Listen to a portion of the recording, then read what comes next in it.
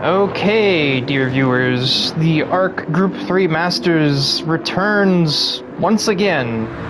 I don't know why I'm talking like it went anywhere. No, we don't take off weeks in this league, so it seems. The Broken Golf Clubs, I used to call it, Suzuka Circuit hosts tonight's events. Unironically, my favorite track in general, and honestly, part of me wishes I could have been on the track. This is like one of the few times in an ARC season that I wish I were on the track and not in the commentary box.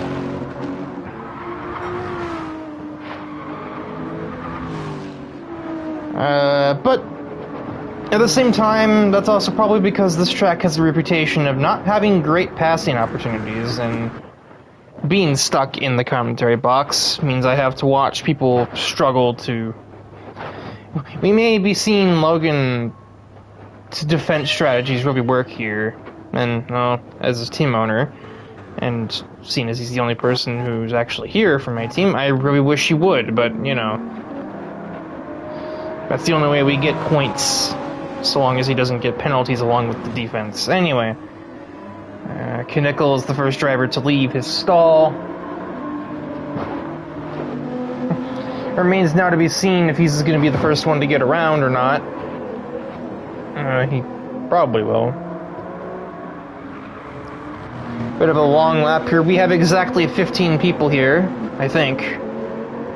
Actually, it might be... Oh, well, never mind that. He will not be the first one to get around after finding a small amount of grass and his Toyota Supra having an absolute temper tantrum.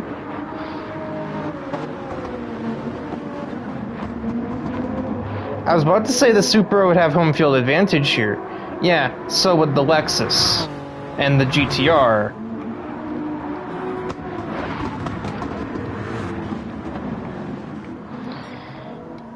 All four flippin' Lexi, if you will. The CL7 is here in force tonight. They are literally more than a fourth of the roster tonight. And they will probably still struggle to get into the top 7.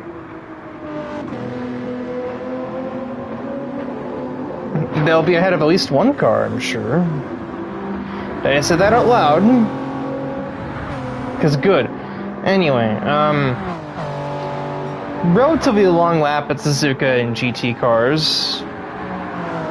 It's the very top end, oh boy, of the lap times will probably still be... Most of them will probably still be over 2 minutes, but not by much. So you're only going to get maybe 4 laps in. And with that, the session is officially underway.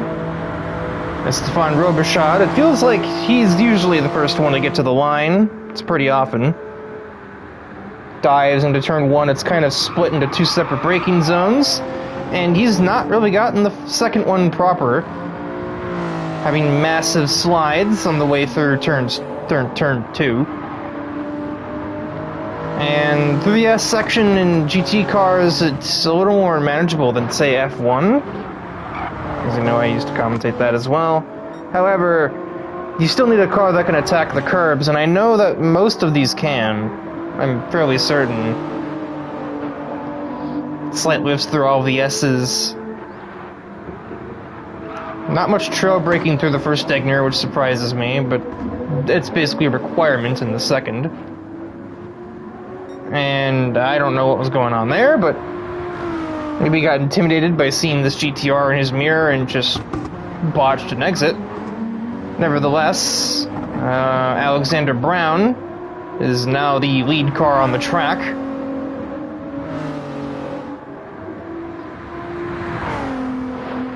On the run up to the Spoon Curve.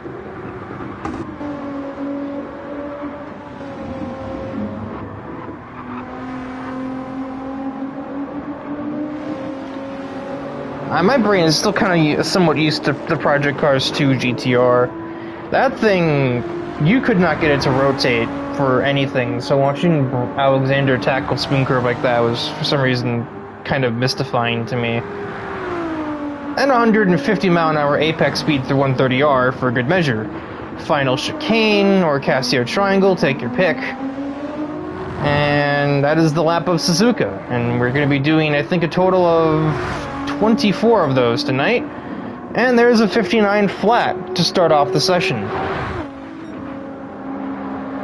Wow, Robershot, you were even beaten by Luke Allen, who himself almost got into the sub-twos. And Jonas Itkunen, of course, did do that, and Rodrigo manages a sub-59. Okay.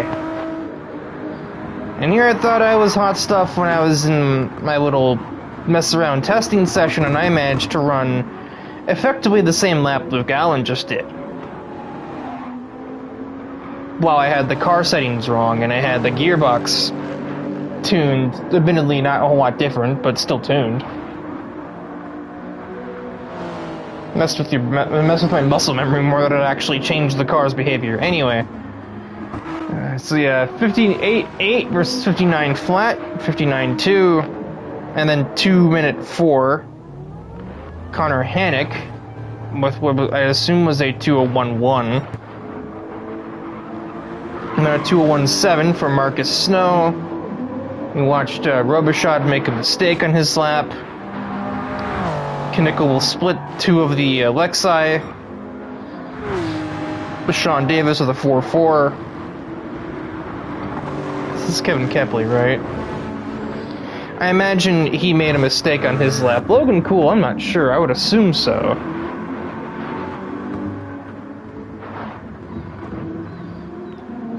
Red one invalidated his lap, apparently. So that's... I don't know how he did that. Yoshi's just begun his lap, and then we have Darius in the GTR, who is only on an out lap, so he was like the way late as far as leaving the pits. Let's see the second lap from the Peruvian driver here, down to Casio Triangle. That's a little more representative of Robichaud, a 2-minute 1.9, and Luke Allen only a 10th off of that. No, 100th. That's not a 9, that's a 0. Rigo Auto, that went way too fast. I don't think he improved any. No, he wouldn't have.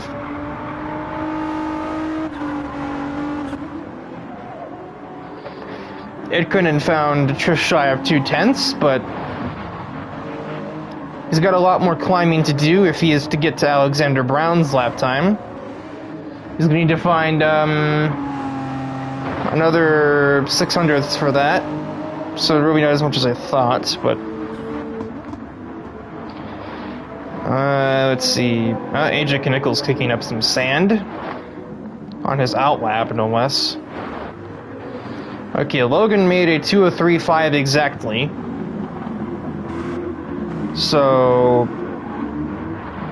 that's, I would say, probably about what I would expect. He's also being caught by Marcus Snow, who is on an out lap. But Logan's also down by a 1.5 seconds, so there's clearly just all manner of things going wrong for him on that lap. But 59.24 goes to Boryoshi. Adam Palkas finally joined us. So that is our 15th and final driver for the night.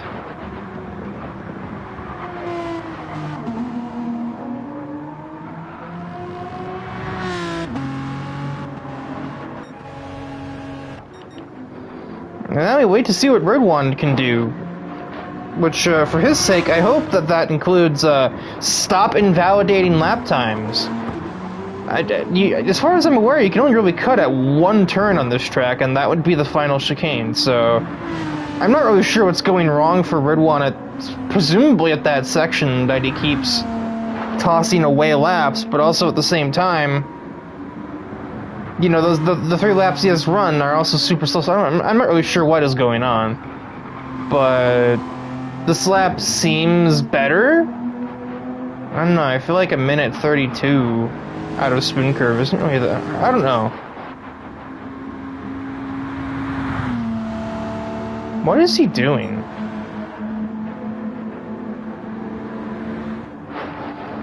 having to like literally double check if he doesn't have like a qualifying ban that I forgot about or something. And he's still just going around the track doing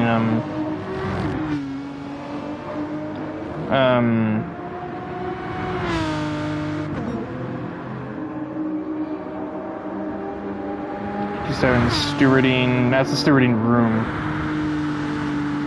not stewarding results. Yeah, no, I don't know. Is he sandbagging? That's a 204.1. But he was like at literally half throttle.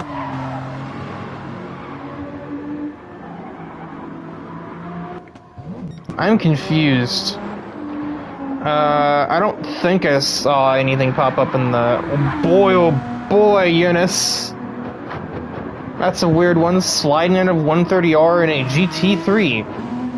That... I would not have expected that. He is not gonna get... Oh, he's gonna barely get there in time. 3 seconds to spare, he will start his final lap, and he'll be the last driver to finish off the session. Who is that driver in 130R? That is AJ Knickel. He is a handful of seconds away from finishing his session. That is a lot of curb. I'm mildly surprised that that's not a corner cut, to be honest. Down the hill to the start-finish line. Finds 3/10, but doesn't actually gain any spots on the starting grid. Behind Connor Hannock. He and Luke are actually pretty high on the board right now. Regal Auto improves to a 7-something. Down the hill comes Darius in the Nissan. He finds 2.5 tenths basically, but also can't go up the leaderboard with that. Marcus Snow, out of the final turn, finds 600ths, but again, doesn't find a gain on the leaderboard. Here's Ridwan with the lap that actually looks like he actually tried to drive the race car. And he's going to drive it to 5th on the board, 59.27. Followed by Kevin Kepley, who barely improves at all. And Logan and Alexander cross the line basically at the same time, neither one finding any speed. Connor Hannock sideways down the hill as he ends his lap. That's nowhere near an improvement. Deshaun Davis to the final chicane. Followed closely by Itkunen, I believe that is. No, that would be Yoshi. No improvement for him, and yeah, no improvement for Yoshi either, probably because he was caught behind him. So now Itkunen will come down the hill. He needs to find 600ths. He is not finding anything. And that finds us at the end of qualifying. Of course, we still have to wait another 50 seconds for the session to end.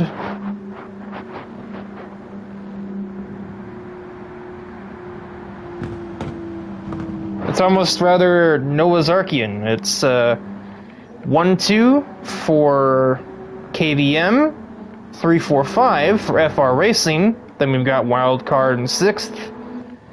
And we start shuffling things around from there.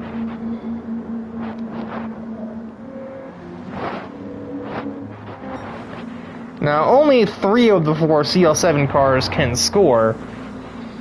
They're meant to denote which one is the wild card pre-race, if I'm not mistaken, but they have done no such things.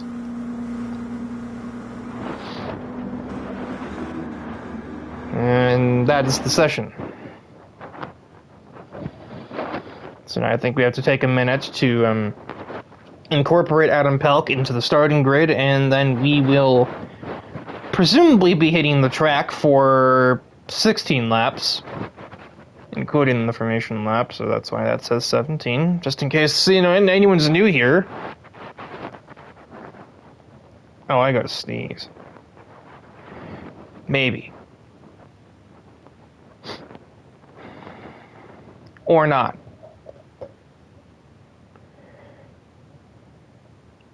My thumb is hovering over that mute button. I'm just going to hit the spectate button and be ready for the start of the race.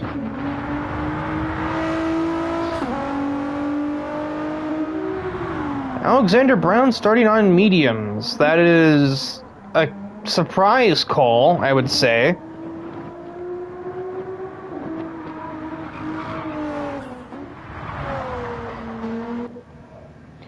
Sean Davis doing the same. That's a little less shocking. It's something that's a little more common the further back you start. Connor Hannock also on mediums. And I reckon that this little mini warm-up is probably the pair of them trying to get track time on the harder tires, because they've probably been doing most of their practice on the softs, since there's no point in practicing for much else if you can't make the show. Only for it to turn out that that wasn't really a problem in the first place, when we only had, 15 guys even make, attempt the race today.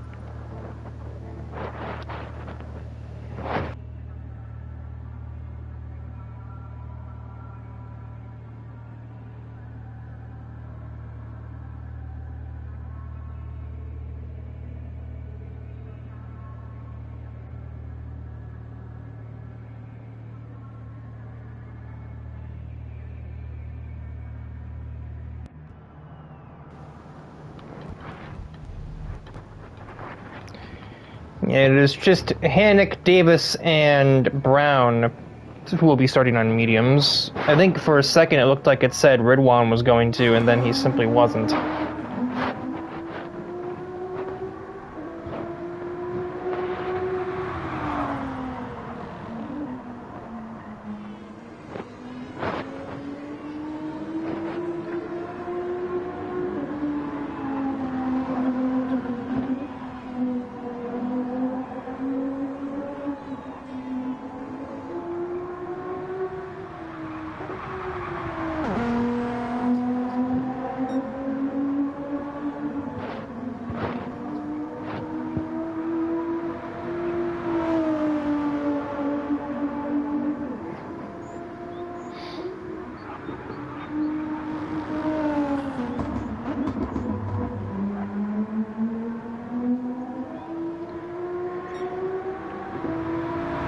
Kind of waiting for the last small changes here. Good evening to Sean. I routinely forget the quick chat's even a thing in the game. It's not quite as prominent as it is in like Rocket League or Horizon 5, where people just use it to jeer each other.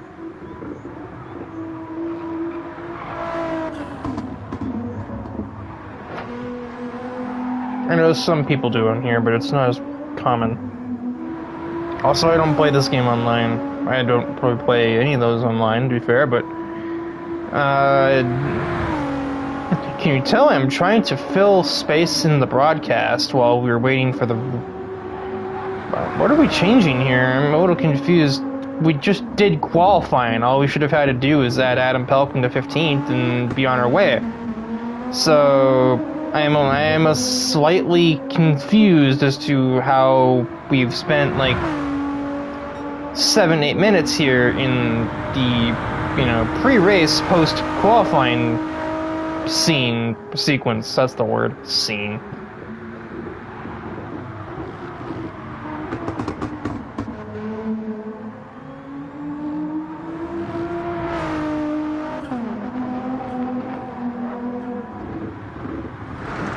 I think we are done. As evidenced by Alexander Brown deciding that the wall was inviting.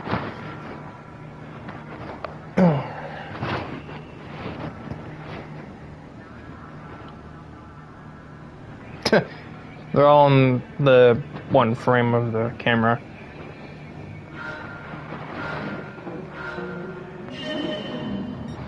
And there's the formation lap, and Rodrigo is confused on what gear to be in. But he is the pole sitter, followed by his teammate Alexander Brown. Then Eunice leads the charge for FR Racing in this qualifying session. And then Boryoshi, Ridwan Hamza. I'm pretty sure it's Hamza.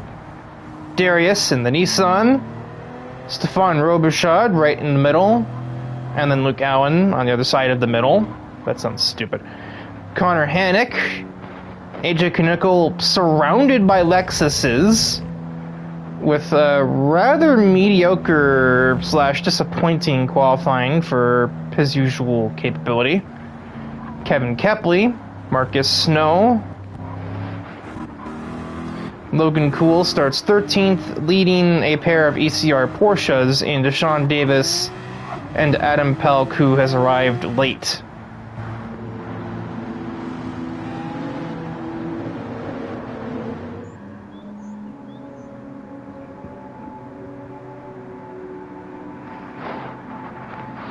I rattled that starting grid off way too fast.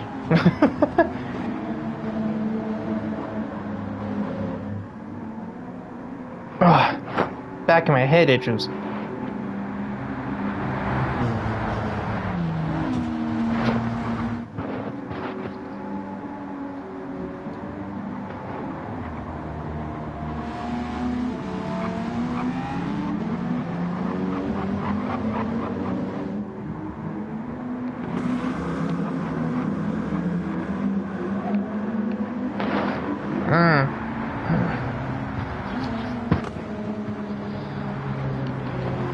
I woke up not too long ago, so my brain is kind of trying to still warm up a little bit.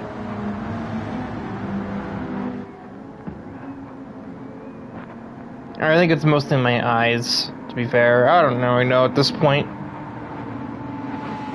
I know not the logic behind my own body's processes. That includes, so it is not limited to, its own ability to wake up after a 2.5-hour cat nap.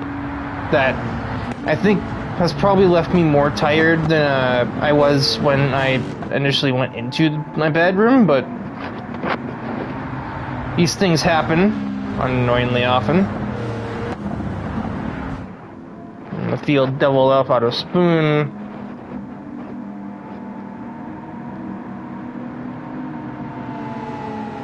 Just moments away from 16 laps of racing action here from Suzuka.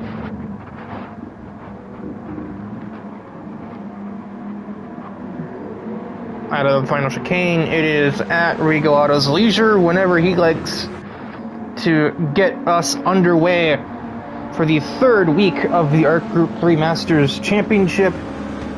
And there we go. We are away 3 minutes 18 seconds formation lap, and we scorch down to turn 1. Regal Auto is completely home free. His teammate, not so much, being swarmed by Aston Martins. They were almost 3 wide, and they were for the straightaway. And Eunice Sidkunen, that's not Eunice who died there, is it? No, that was Yoshi. Yoshi has departed this realm of existence with a massive bit of snap oversteer on the way into the turn. Luke Allen up to 5th off the restart. Riker, are you restarted? Off the race start, but that is a big tank slapper through the S's. Darius will take the open invitation. Sensing the ill handling of that RCF, he will go to 5th instead.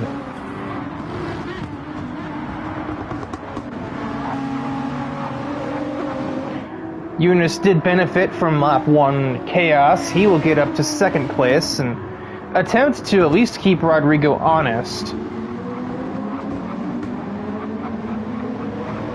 Logan Cool up to 10th on the start. As it looks like Yoshi wasn't the only driver with misfortune at the first section. As Marcus Snow still managing to be behind the Aston Martin driver.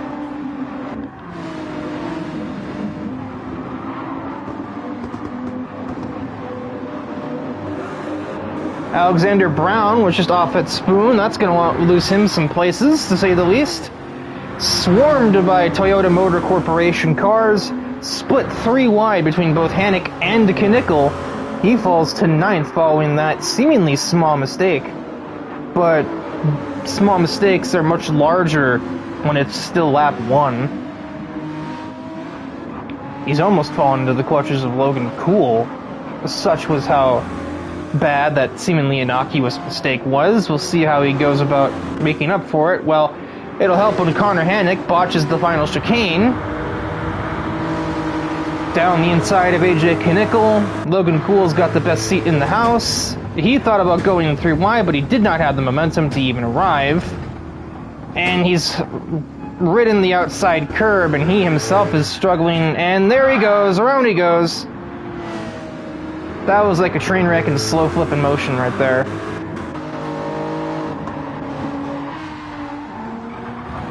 Not content with making just one mistake, had to make like 3 in a row.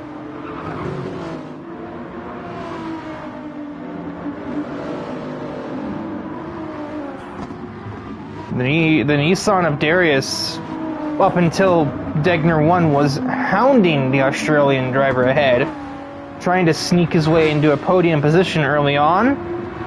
I think he qualified like 6th or 7th, so he's got some momentum on his side, but then again, that was also just helped by him taking advantage of a Luke Allen oversteer moment, and also Alexander Brown getting completely lost at Spoon.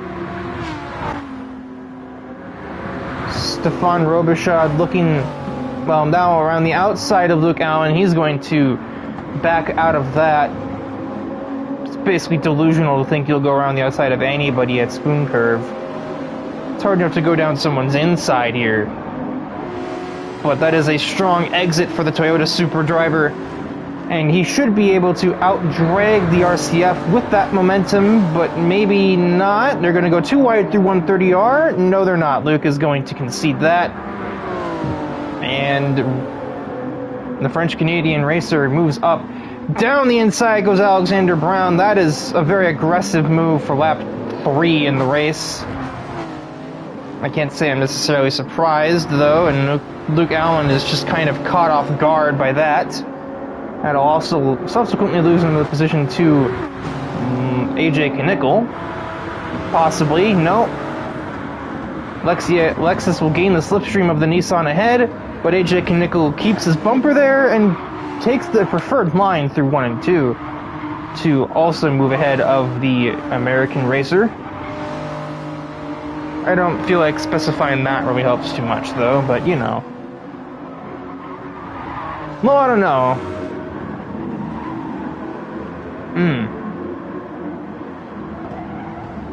This is an interesting battle here. Logan Cool heading off Connor Hannick, and Boryoshi, who will probably see that Lexus understeer, and yeah, not real much to do there except just, you know, slide ahead. Was Logan Cool just sideways on the way into the Degners, or was that just a slight latency through broadcast? This will be interesting, watching Yoshi attempt to pass Logan Cool. There's a certain point to be made for being too slow to be overtaken. I know Logan is practically self-aware of that, and he's kind of turned it into part of his game plan when it comes to defense.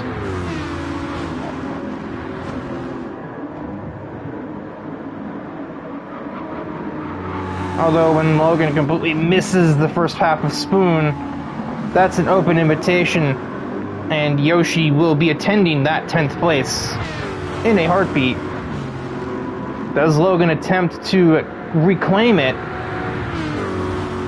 He's not really the type to realize that it's not his race. He's going to go down the inside of 130R, but he slows down so much just to safely make the turn. He's instead lost the possible. Oh, never mind, he's just going to block Connor Hannick to remain in 11th. That was a little bit dirty, in my opinion, even. And I'm the guy who signed it. Well, okay, yeah, that's my stupid. Although that seems more like it was a mistake on his part rather than anything else, but Red One has fallen to 4th. Darius now on an island in 3rd. The top 3 basically don't exist after that. Man, Luke Allen. I say he's fallen off. No, I think things have just kind of evened back out after the start. He had a very strong start. What in the heck? How did this happen? Yoshi, how did you allow this? Oh, his car is very sideways. He is not really in control of that Aston Martin at the moment. So it would seem that would probably be some form of explanation as to how he has allowed Logan to re-overtake. Logan versus Boryoshi is not a battle that I had on my Suzuka bingo card this evening. I'm going to be the first to admit.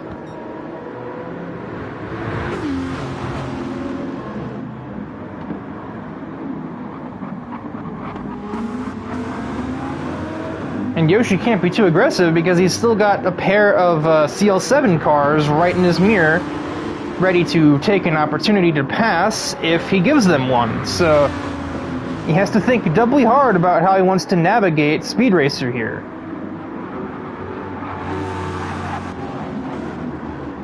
And Logan not really hitting the spoon curve is not making that any easier on him. This should be it, though. That's a very good bit of overspeed for the Aston Martin. Logan probably has the thing relatively trimmed out, but we're going to go too wide again. Let's see what Connor Hannock sees, and he sees Logan Cool just missing. Through goes Connor. No, there's just not. The road is just simply not wide enough for that. Oh, into the back of the 41, I think, unless that was latency. Why is this where the battle is? I know there's probably other battles, but this is just probably me being... No, there really aren't. This is really just the only battle for a 10th place between a driver who regularly DNQs and a multiple-time race winner. Oh, contact, bashing the 83 car off the track. Yeah, I mean, I kind of had a feeling it would end that way. There's a lot of different sides to that, but either way, that's going to be another one for the stewards later. Because, I mean, however many sides there are to it, the fact remains Yoshi did definitely just send Logan Cool off of the racetrack, and Logan Cool is, you know, somewhat in his right, you know. Everything else aside, he ran him off the circuit, you know? Like, nuts to that. But why was he fighting Boryoshi, an FR racing driver, that hard in the first place? Outside of effectively an obligation, you know, can versus should. But I don't think could versus should is really a ultimatum that exists in Logan Cool's mind.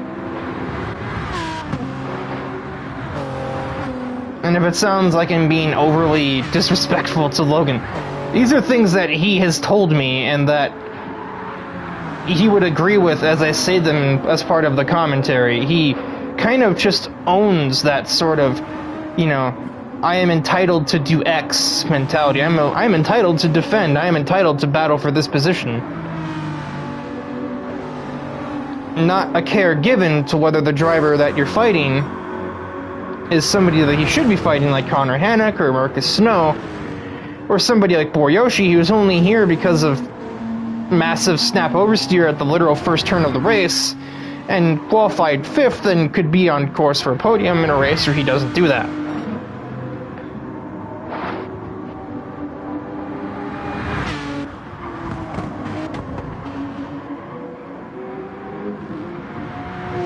Pelka's doing pretty solid in this race as well, and I do believe he is drunk, right?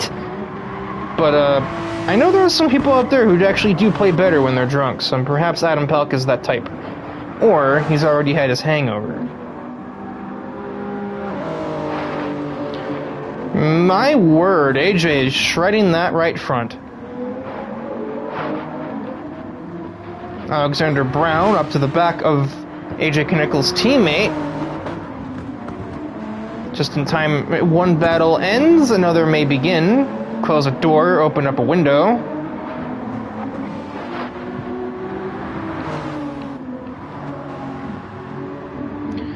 Aikonen is not gaining on Regalado, but he's not losing him either.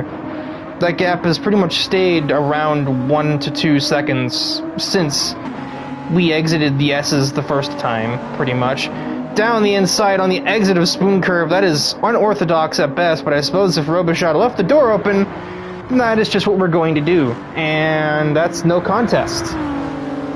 That is a lot of overspeed. I don't know what Robichaud did wrong there, but... And he doesn't dare be the aggressor through 130R. The Supra has just enough top straight line speed that if Robichaud can get enough of an exit from the Cassiar triangle, he can try and get it back, but Alexander Brown I don't really think has left the door open for that kind of a, you know, that. AJ Knickel, yeah, unsurprisingly, with the state of that right front, will be the first driver to head into the pit lane.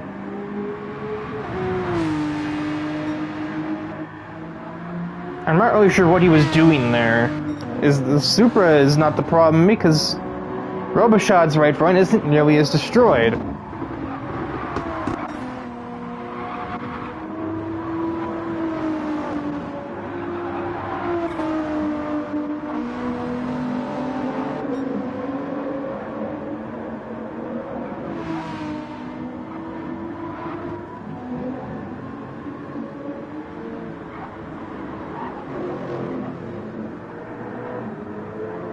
Oh, and he's got a crossing pit lines penalty. He's also got to now negotiate Logan Cool.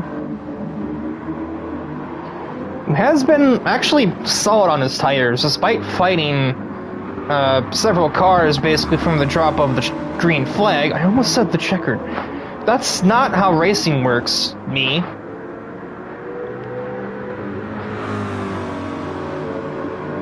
Between the fresher tires and just being the quicker guy, AJ pulled over a second in the SS alone on the Corvette.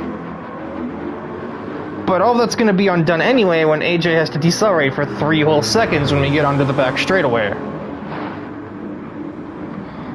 Oh Jesus! Okay, that one. What the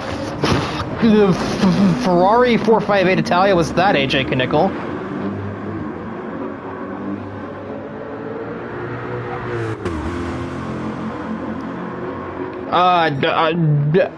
Was there a yellow flag just there?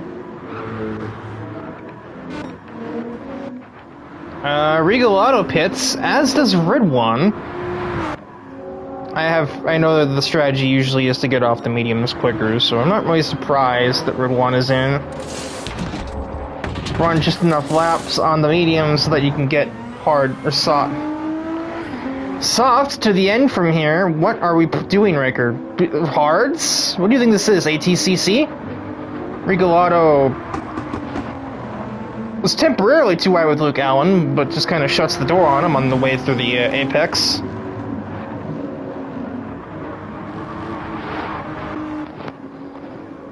Ridwan rejoins on an island. Nobody for miles around.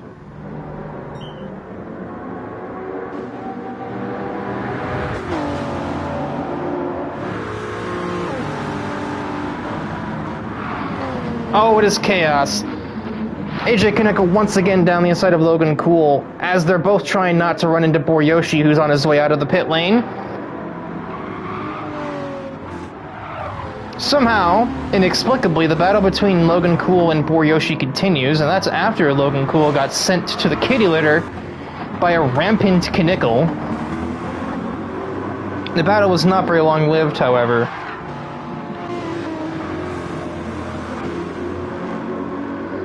And now the 83 has Kevin Kepley for company, and Connor Hannock, albeit not quite as close.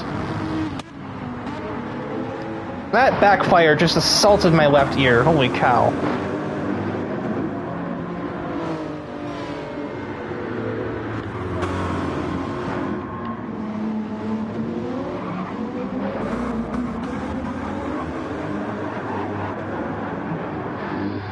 Yo, that's a big crash! Kepley loose on exit, loses control straight into his teammate, damages both Lexuses. That, for some reason, startled me. I don't know why.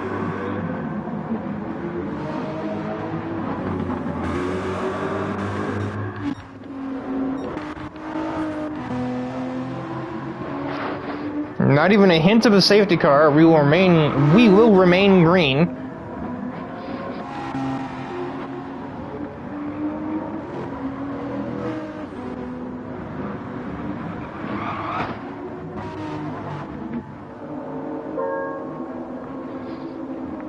Yeah, I say it's about time to get off those tires there, Snow.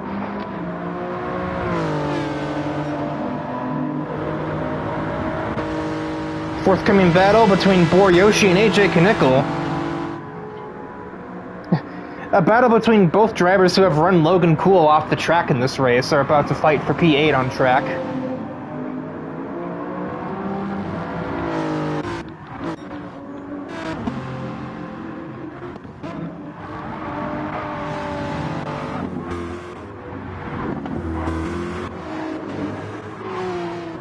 Oh, Palp pit.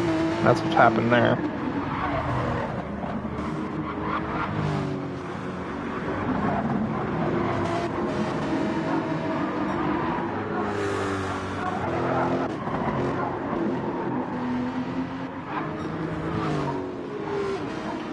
Marcus Snow also pit. We'll sit on board with Boryoshi as he attempts to get up to and around this Toyota Supra.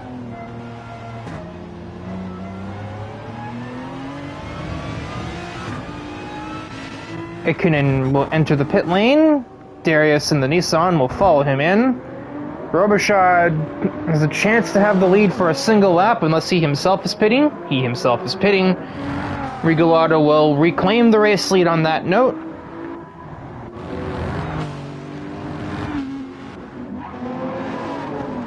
And Boryoshi is in the sand. And his good old buddy Logan Cool, slightly offline, will once again pass him, as will Connor Hannock. And Adam Palp will also be relatively close. It has been a little clumsy for Yoshi ever since lap 1. He's not been able to fully recover. And thus the driver with race-winning pace has been stuck in the midfield all night. At least for the feature race. A bit of argy-bargy through Casio Triangle. Yoshi will take that open invitation. Oh, Hannock was trying to pit. That's what's going on. Alright, Cool versus Yoshi, round 3. That is... Oh, never mind. He does not have the overspeed I thought he did. He pulls alongside. And he's able to brake later. I was gonna say he's only barely got a splitter in.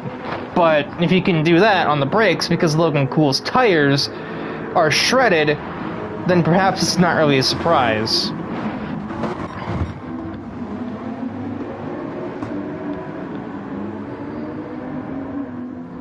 Itkunen has lost significantly to Regalado under this pit cycle. He is now under threat from his team owner back there. And Luke Allen has not entirely exited the picture either.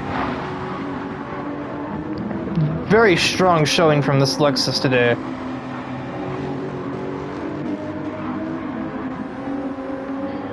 Though he's done no fuel saving by the looks of things, so I'm not really sure if that's enough fuel for the end. It should be. Too wide, pair of Aston Martins approach 130R. I think we'll see Itkunen just concede. Yeah, we will. That was a huge amount of overspeed for the Aussie driver, and there was just no contesting that.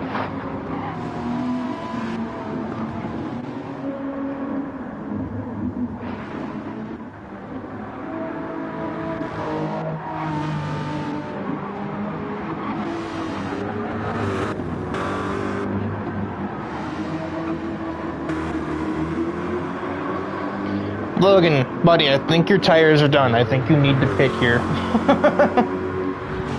And you need fuel, too, at this point. Yeah, the Corvette's, the V8 of that Corvette is showing its true colors, and by that, I mean it's showing its, miles per gallon of not really.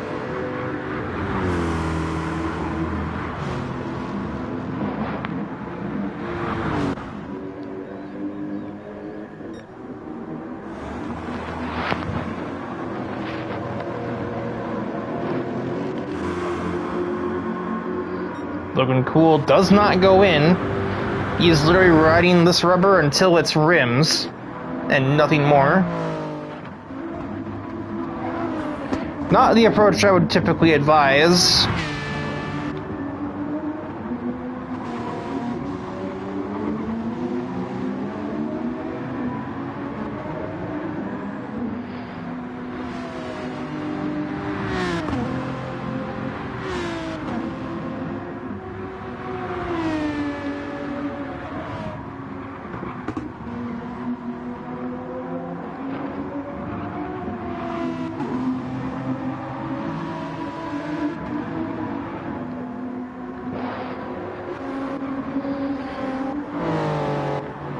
Yeah, this is about what I expected. We are literally just, like, the top 10, basically, are not even able to see each other. No, top 11 aren't even able to see each other. Just indeterminate field spread, and I think the two closest cars on the track are, like...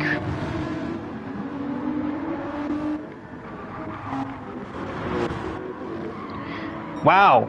She's the closest two cars. Alexander Brown 1.9 back from Darius in the Nissan. These are the two closest cars to one another. They're 2 seconds apart, basically.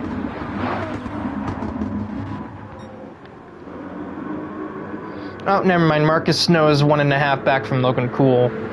Now he has to go in. Now he doesn't have a choice. His tires are both literally about to go flat on him, and he's having to turn 130R into an actual braking zone. And still darn near missing the turn.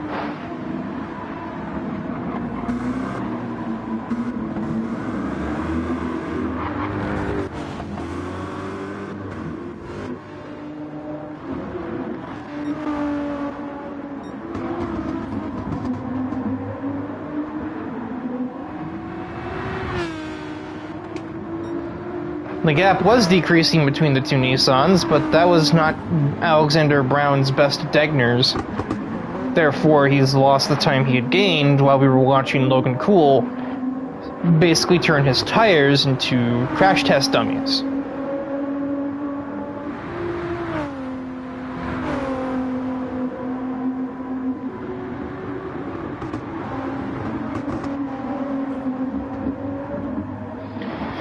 Normally, I could have said, oh, Logan is probably sticking it out to try and catch a yellow flag. The problem is, nobody else is even near each other, and the one multi-car incident we did have was not converted to a caution either, so...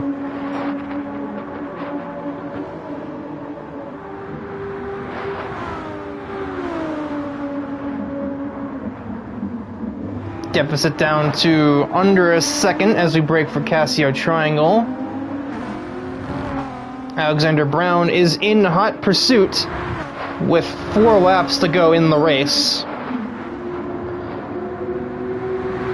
The battle to prove the superior GTR driver should be in the near future. And it is a case of Brown needs to get it done while his tires are still good, before the mediums come into their own and end up being the quicker tire, at which point all hope will be lost.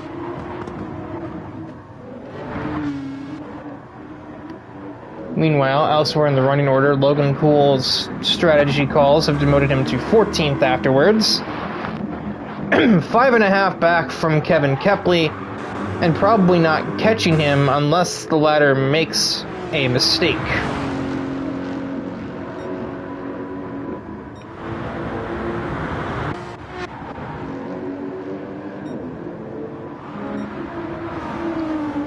Speaking of catching him, Brown has definitely done that to Darius now.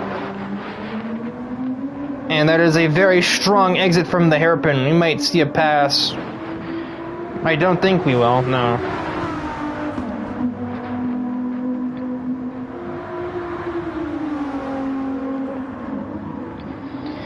Down to 2/10 as we get on the brakes for Spoon.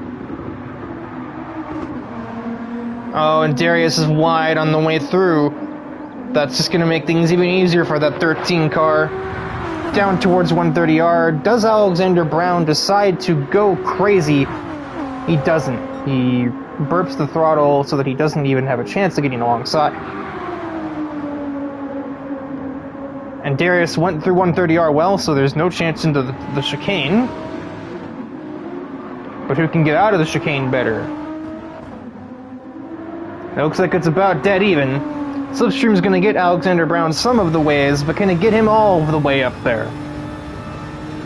The answer to that question seems to be a pretty staunch no. Not now.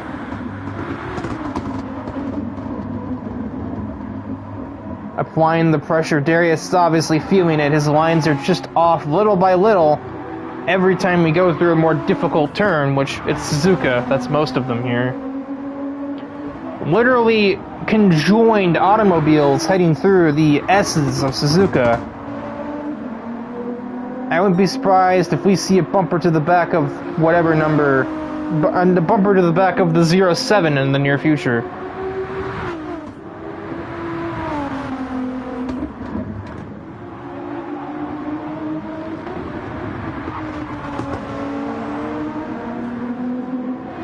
It's wide on the second Degner, but the game is not going to really hit him for it. Thus, he's actually gained time from that. Who can get out of the hairpin? Many traction races on one lap of Suzuka. That's one of 3 right there.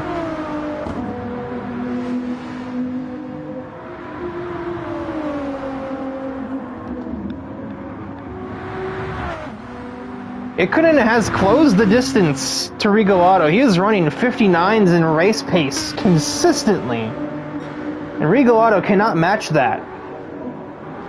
It's the late game softs. That's what's doing it for. I'm also blind. That's Jonas, not Red One. Okay. I was even thinking to myself, wait, didn't Jonas start on the soft? Yeah, on the soft tires. Yes. Wow, Rick, it's almost like that's not who that is. So 2 laps to go, 2.5 between the 2 leaders. Nothing's set in stone. All it takes is a bad corner from our race leader, and Redwan will be there to pounce and make this a battle. Nothing doing for Brown this lap either. Well, that's happening. Yoshi versus Knickel round 2. I don't know if that's a recently made pass or if that's Knickel having made his way back up there. Looking at the lap times, I think it's probably Yoshi recently making a pass.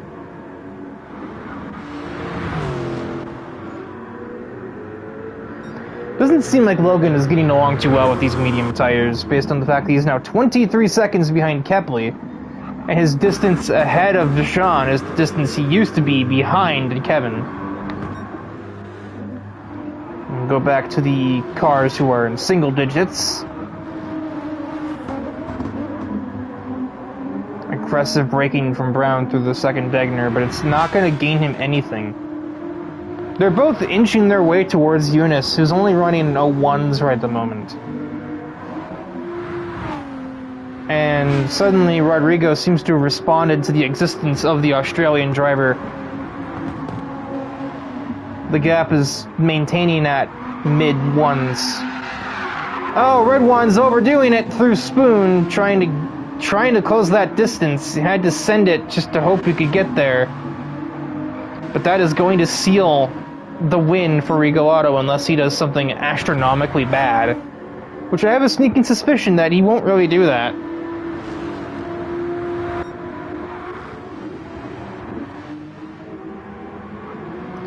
Blue flags for Deshawn Davis in a 16-lap race is, I think, just telling of this field spread that ARC just has on GT7 in general.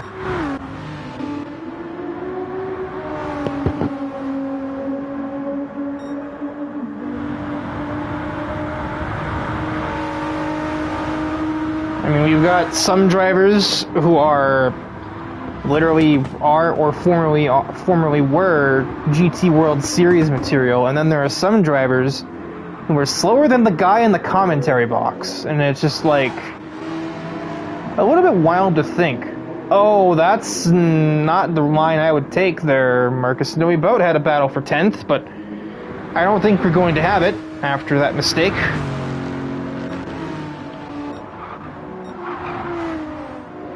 Final lap is in session. I was gonna say is in the air, and I'm like, wait, that's not how you say that. This is the battle at the moment. Can Alexander Brown find a way ahead of that other Nissan of Darius? He's only gonna have one more good chance. Unless he makes some magic happen on the way down towards Spoon Curve, which doesn't seem to be happening.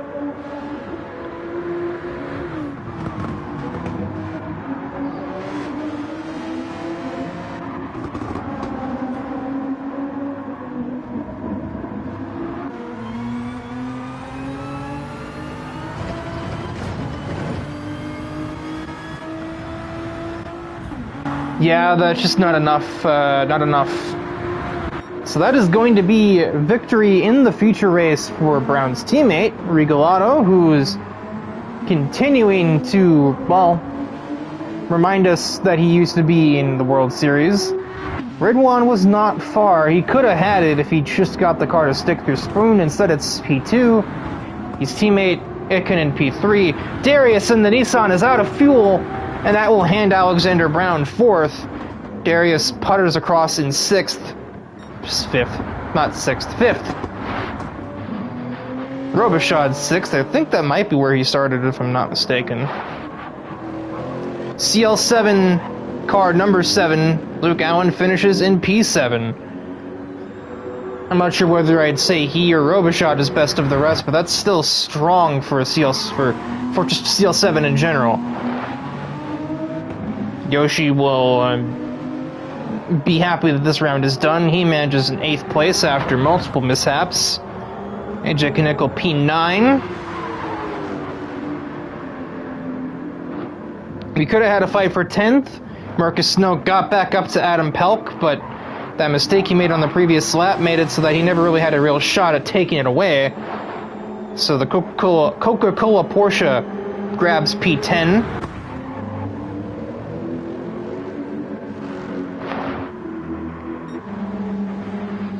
And Deshaun Davis's race is already over, so that confirms that Logan Cool will be 14th and missing Spoon Curve. 13th for Kevin Kepley sometime later. 7, 11, 12, 13 for CL7.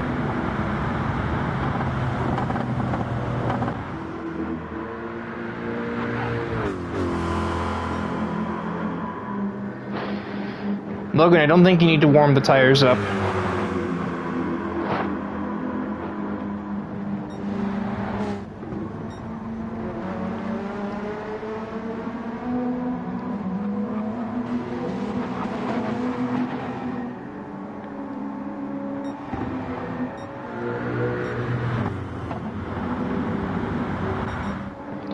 And that's the feature.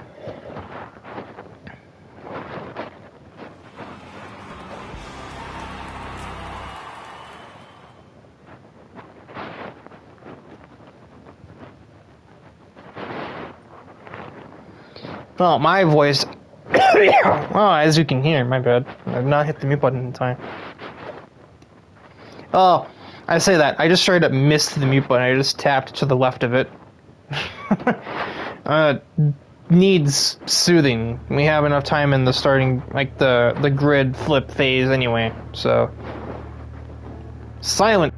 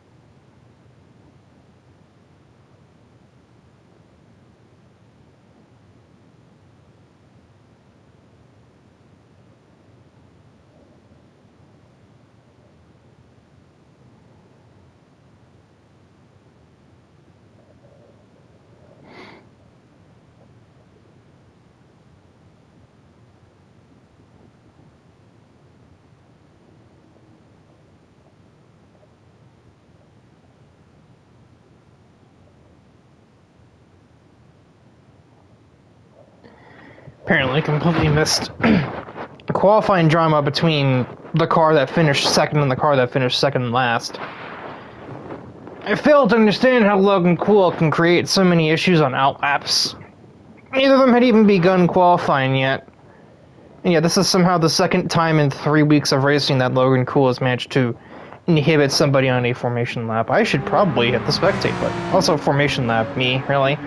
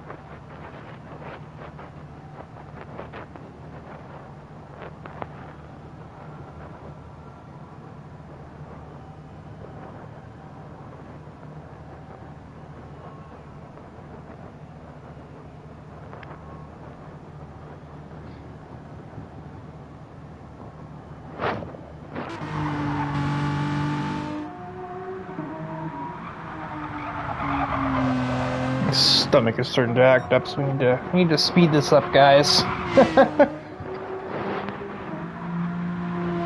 My stomach waits for no one.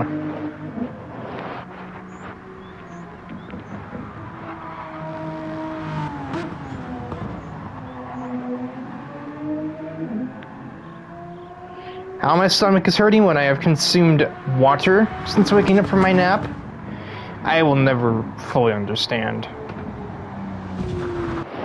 Oh, we're hurrying it up. We're moving on to the race already.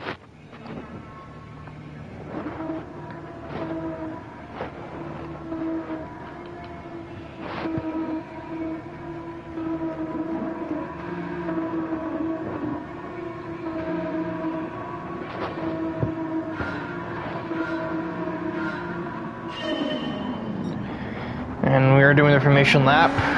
For this, the formation lap is literally going to be about like a fifth of the race length. We're going to spend 3.5 minutes on the formation lap and then be racing for 15-16 minutes.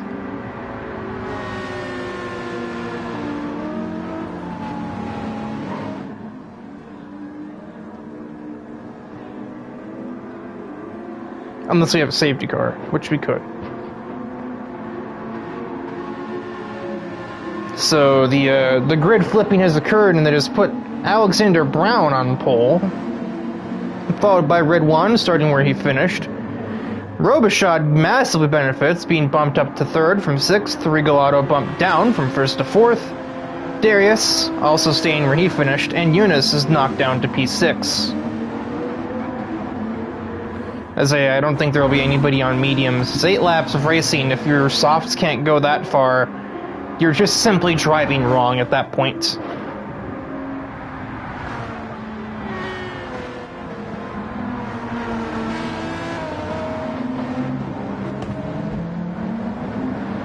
Looking for Yoshi to try and use this start to try and sneak into the top 6 where he probably should be, if not for his multiple follies in the feature.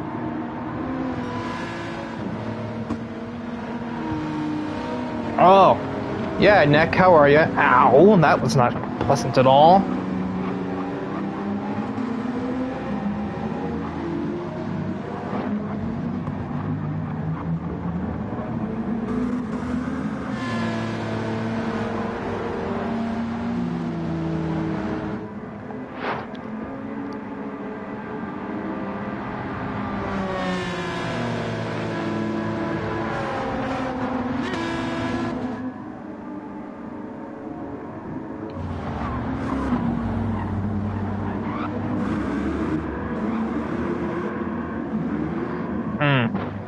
Now knowing that there was drama in the outlap, I feel like I understand. I think I know why Logan was swerving at the end of his run, or at the end of the race. Heading down this back straightaway. Considering how petty he is, I'm not sure if he was making a point. or if he was just screwing around. Or both. Or neither. I don't know. I don't claim to know what goes on in his head. I don't think he does either. But nevertheless, the field doubles up as we head through 130R.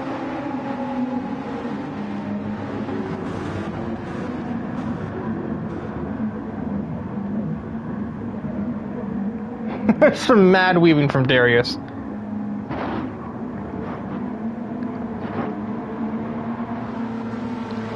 Whenever Alexander Brown is ready, he's not even the leader. There we go. Whenever he is prepared to floor it, we will be green. There he goes. He takes off, and Robichaud was ready. But he's just not able to get alongside. Instead, he is under threat from Darius in the Nissan, as well as from Rodrigo in another Nissan. But Rodrigo is not able to get alongside, so it is two French Canadians, I think, fighting. I don't know if Darius is French Canadian, but they're both Canadian, obviously, fighting through turn 1 and 2. Rigo Auto will be able to reclaim his 4th place over Darius, or should be able to anyway. And then he will slot back in.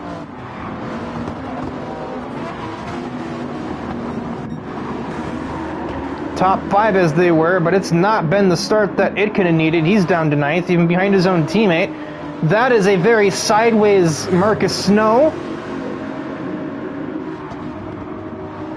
He's done relatively well not to make that a bigger problem, considering where he spun and when.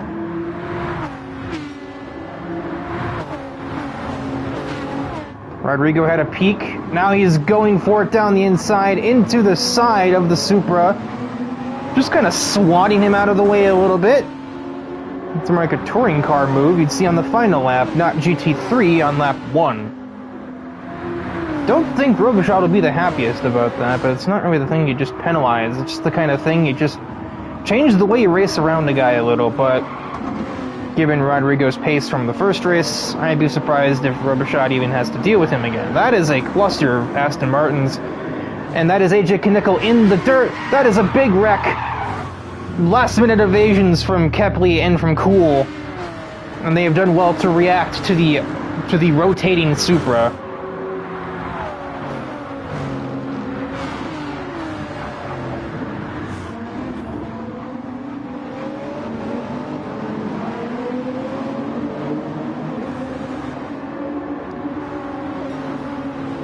Red One might have a shot at Alexander Brown here. That V12 engine is carrying him up to 150 plus.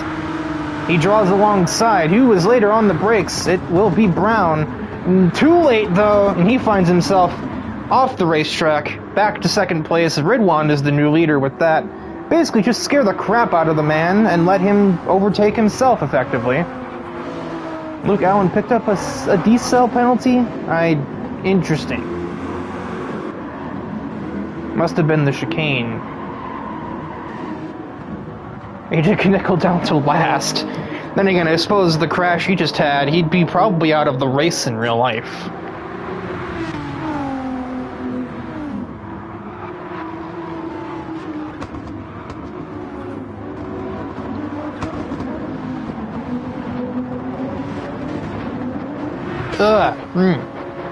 Was not prepared for that, Jan. My apologies.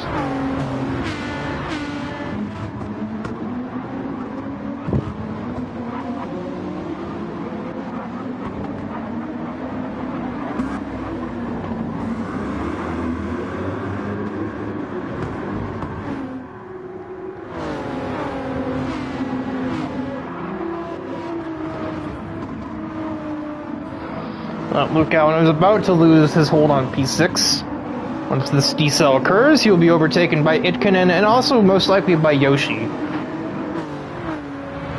Although it looks like Jonas would have passed Luke even if he didn't have that decel anyway. Just based on the amount of overspeed he had coming out of Spoon. Oh, he's defending from Yoshi. That is a late reactionary move, it looks like, almost. I don't think Yoshi's going to be too pleased with that one either.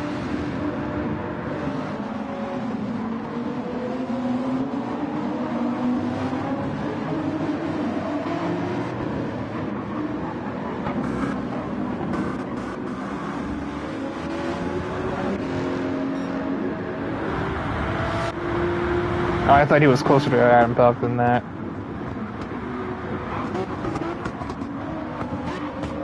I think Luke kind of knows he did Yoshi dirty there and lets him by into one.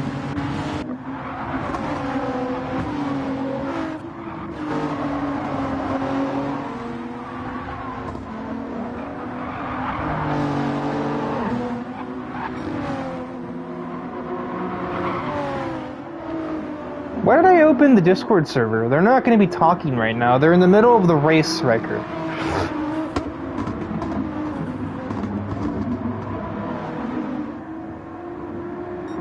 Brown has not lost track of Red One. He's still relatively close by. He can put together a good lap or two. He does have...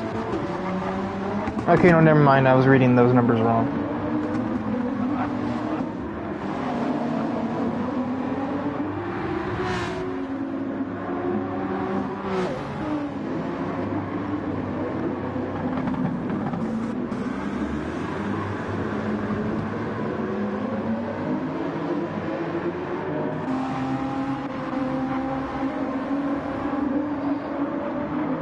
He had a chance to still get back at Red One if he put some good turns together, but now Red One is finally beginning to properly drive away.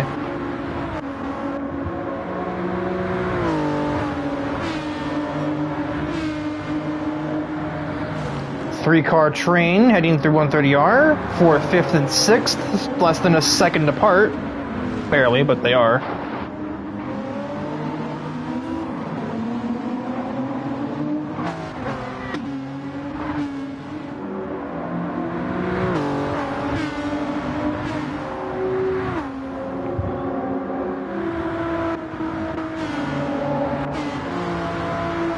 Darius will not be close enough here. Let's see if anybody further back is close enough to make a pass. Nope, everybody is just kind of spread out at the moment. It looks like a race on an F1 game, like with the AI. Sudden turbo flutter.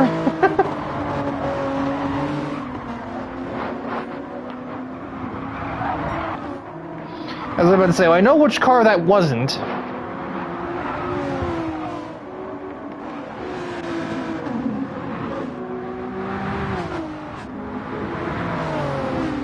You could just about reach out and touch his rear wing right now, if you're Darius. And that was a very scruffy Degner, but it's not the one that matters. 2/10 apart, but just can't get a chance. Cannot force himself upon Robichaud. Just can't get anything decisive going. Why that looks so weird in the corner of my eye?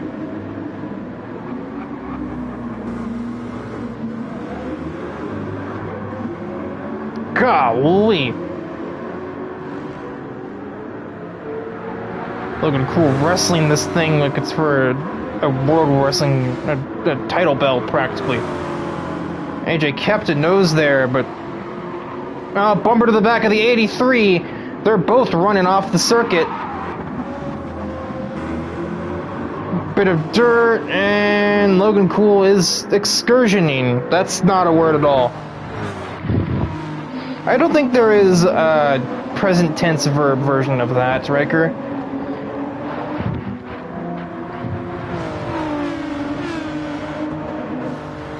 Overspeed for Idkonen. We might see him make a move, but I highly doubt it. No.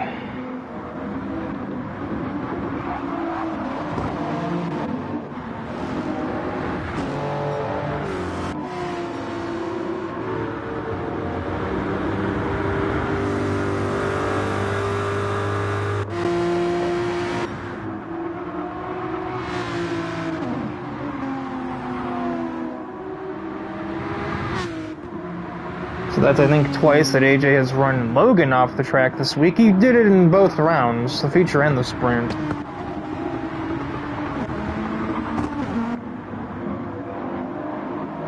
I think the real question worth asking is why the hell is AJ back there in the first place? I mean, I know why. It's a rhetorical question, but still, it's like... AJ shouldn't be passing him like that. Also, AJ shouldn't really be having to pass Logan Cool anyway. if it were a good day for him. And I think everybody knows that.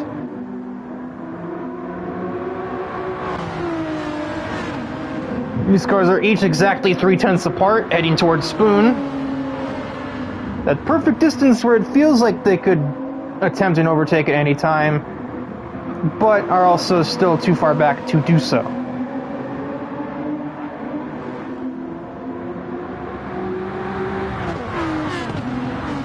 And they're gonna all remain at that exact distance. And now Boriyoshi is just about 6/10 back from being a part of it himself.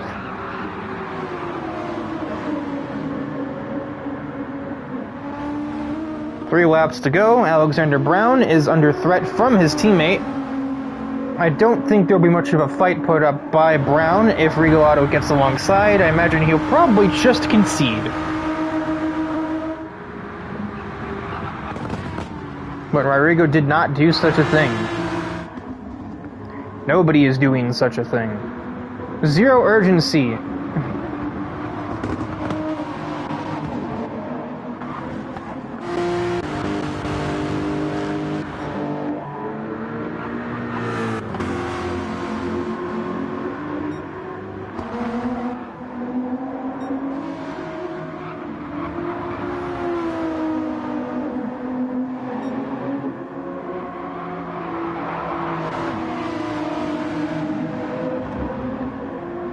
Now Robichaud has zero momentum on the way out of that, the end of the S's there. What in the heck?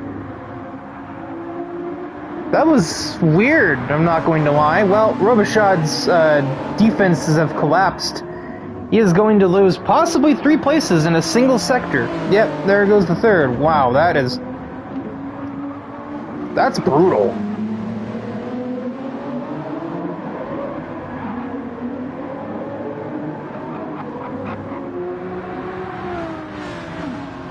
Ugh. My neck agrees, seemingly.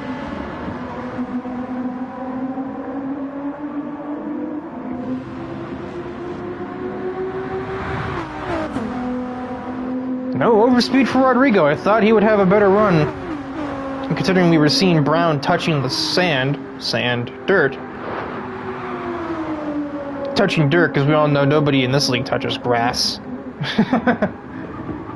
Especially not the ones that run up here.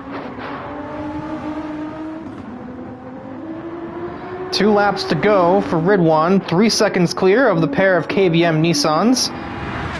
Oh, there is no team orders. There is no conceding. There's no nothing. Alexander Brown is running the pit wall to try and keep his own teammate away. Darius is doing darn near the same thing, trying to keep Idkonen from getting by.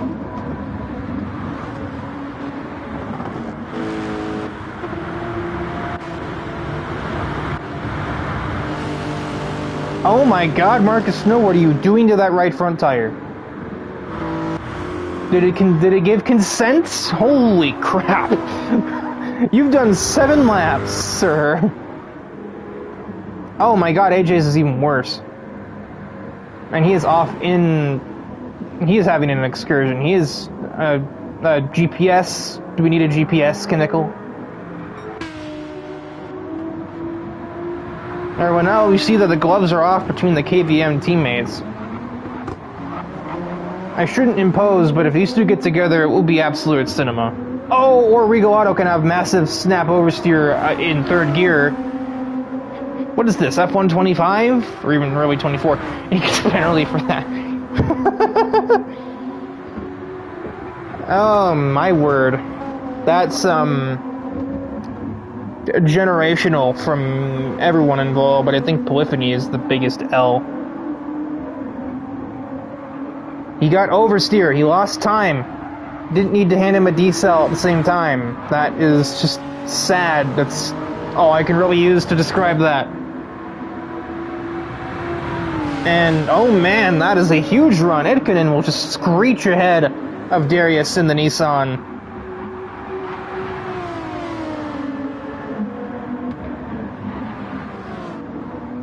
No opportunity for his teammate to follow, though. Not yet, anyway. Not yet, I say, as he gets massively sideways heading down the hill out of the last turn.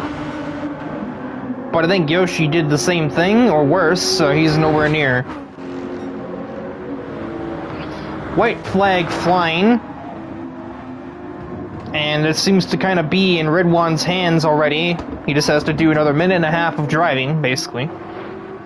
He's got a 4-second lead, just about. I don't really think he's got any pressure.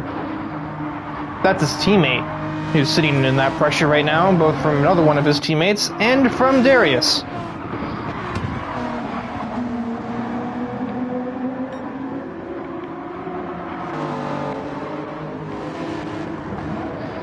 Kepley on the back of Pelk for 10th.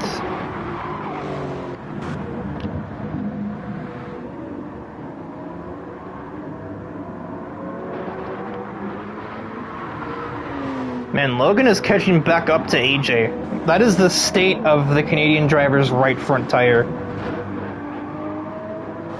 He's probably on eggshells with his steering wheel movements at the moment. I don't know what went wrong there with that tire wear.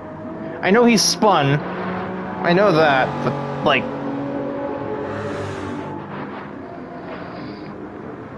that's just another level right there. Softs that go 8 laps of racing. And if he isn't careful, he may very well have like a puncture or, you know, a worn down tire in like 130R and the final chicane. Speaking of the final chicane, that is where Ridwan is. And that is where he, 4.5 seconds clear of the competition, will win the sprint race decidedly. Alexander Brown claims second, and his teammate will round out the podium after winning the feature. Itkinen P4, and Boryoshi will be victorious over Darius, who will claim 6th. 7th for Frenchie, 8th for Luke Allen, and 8, 9. That's a battle. I saw that on the leaderboard. Adam Pelk has to try and outbrake Kevin Kepley. That's a line and a half. That's a drag race is what that is. To the finish line, crossover administered. Haven't said that all stream. Barely. Adam Pelk beating Kevin Kepley to 10th place. Oh, Marcus, no, that tire's not looking happy, pal, but he managed to survive for 12th. Knickles is even worse, but he's going to barely escape Speed Racer for 13th. And Deshaun is last. And that is the end of the race. And that is the end of the broadcasting. Ridwan wins from the front row. And yeah, that will do it for our Group 3 Masters. My finger just cracked. That was unpleasant. But yeah, return same time next week for Laguna Seca. So another track where it's almost impossible to pass. Oh joy. But until we hit July 20th, that is it from me. Shoutouts to our 2 big sponsors, to the Racing Rats, our modding partners over on Assetto Corsa. Their mods are free, they're high quality, and they're kept up to date when necessary.